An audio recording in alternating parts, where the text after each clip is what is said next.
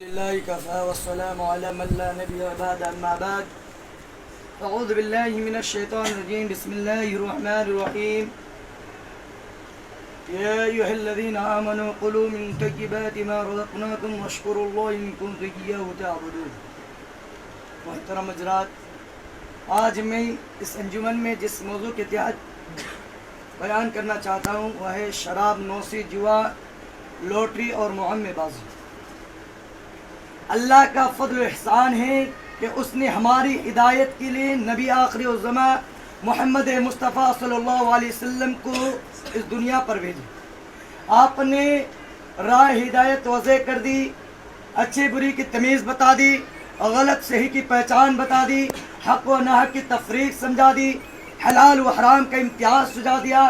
ہمیں بے یار اور مددگار نہیں چھوڑا، ہمیں گمراہی میں بھٹکنے نہیں دیا، بلکہ طیبات و خبات کو الگ الگ کر دیا اور ایسا نور دیا جس سے ہر چیز صاف صاف نظر آنے لگی ہے کہ طہارت کیا ہے، گندگی کیا ہے، ناپاک کیا ہے، حلال کیا ہے، حرام کیا ہے، مضار کیا ہے، مفید کیا ہے، نفع کیا ہے.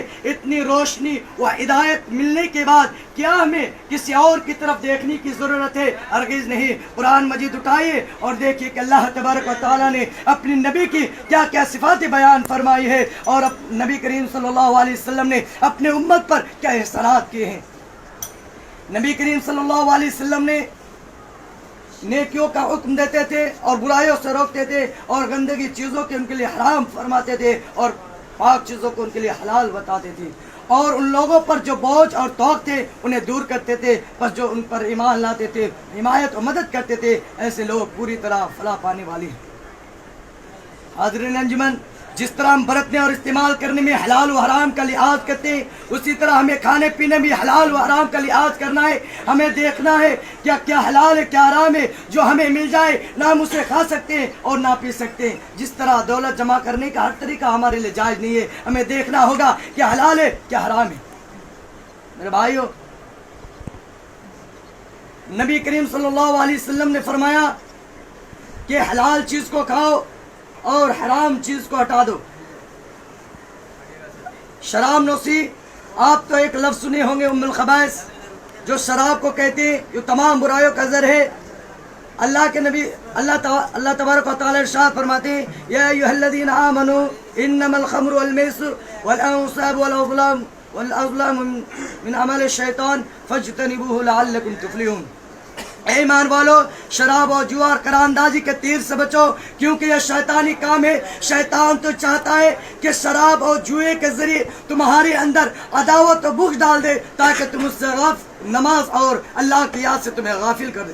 شراب نوشی سے صحت خراب ہو جاتی ہے، خاندان تباہ ہو جاتی ہے اور انسان کا ہوش حواس کھو دیتے ہیں، انسان کے دماغ بیگانہ ہو جاتے ہیں اور انسان بدمست ہو جاتے ہیں. اور شراب پینے کے بعد انسان برائیاں کرنے اسٹارٹ کر دیتے ہیں. میرے بھائیوں، امام قرطبی نے اپنے تفسیر پر شراب نوشی کے چند واقعات بیان کیے ہیں کہ جب انسان شراب پی لیتے ہیں تب اس کے دماغ ٹھکانہ نہیں رہتے.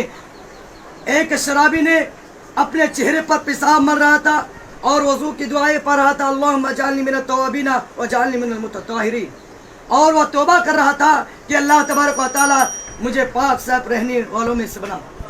ایک دوسرے شرابی کے چہرے کو کتا چاٹ رہا تھا اور اسے مخاطب ہوتے ہوئے اسے دعائیں دے رہا تھا، اکرمک اللہ کما اکرمنی، یا اللہ تعالیٰ تم اسی طرح اکرم کرے جیسے کہ میرے ساتھ اس نے اکرم کیا.